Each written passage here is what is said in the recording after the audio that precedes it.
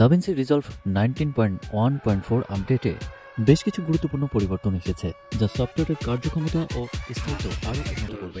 এবার থেকে ব্ল্যাকম্যাজিক র এসডিকে 4.5 এর জন্য সাপোর্ট যুক্ত করা হয়েছে, যা ব্যবহারকারীদের আরও উন্নত ভিডিও এডিটিং অভিজ্ঞতা দেবে। উইন্ডোজ ও লিনাক্স প্ল্যাটফর্মেও অ্যাপেল প্রোরেস এনকোডিং সাপোর্ট যোগ করা হয়েছে, ফলে ম্যাক ব্যবহারকারীদের সঙ্গে ফাইল শেয়ারিং বা আইকন ফুটেজ এডিট করা আরও সহজ হবে। নতুন আপডেটে স্যামসাং লগ এলইউটি সাপোর্ট যোগ করা হয়েছে, যা রণে উন্নতি আনবে।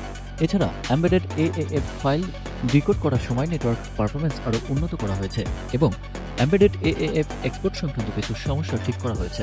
ইন্টারলেস্ট মিডিয়া টেপে রেকর্ডিংয়ের সময় অডিও স্টাটারিং সমস্যা দূর করা হয়েছে, যা আগের ভার্সনে ব্যবহারকারীদের অসুবিধা ফেলেছিল।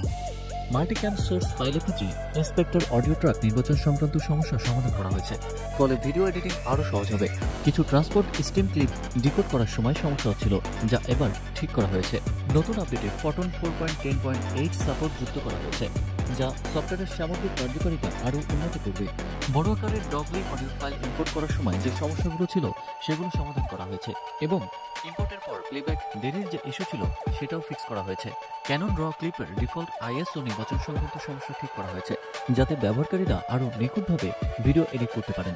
ARRI র ক্লিপ প্লেব্যাকের সময় সেন্টার ক্রাফ সংক্রান্ত সমস্যা দূর করা হয়েছে, ফলে এই ধরনের ফুটেজ নিয়ে কাজ করা আরও সহজ হবে।